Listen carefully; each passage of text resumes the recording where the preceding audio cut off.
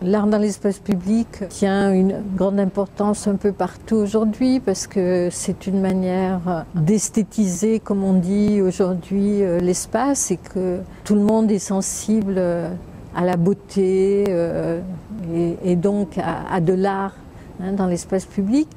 Mais ici, on développe véritablement un grand projet puisque c'est le plus grand projet à ma connaissance en Europe.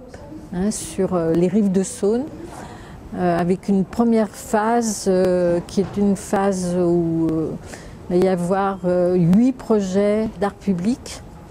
Et l'originalité, c'est que ces projets sont complètement intégrés à l'aménagement. On associe l'art dès le départ.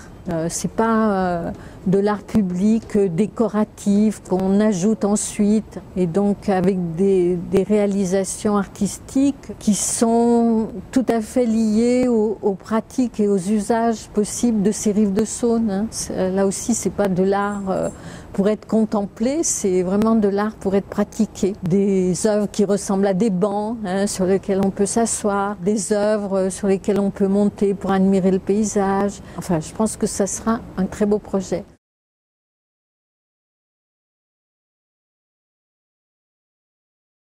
Et Pascale Martine Tailloux fait partie des artistes qui ont été sélectionnés. Et Pascale Martine Tailloux est choisie pour un des espaces à aménager. Et là, on voit déjà ce qu'il est capable de faire, à la fois avec drôlerie, de pertinence. Donc c'est un avant-goût, dirais-je, qui est organisé par le musée d'art contemporain. Mais Pascale Martine Tailloux sera simplement un des artistes. Après, il y en a beaucoup d'autres.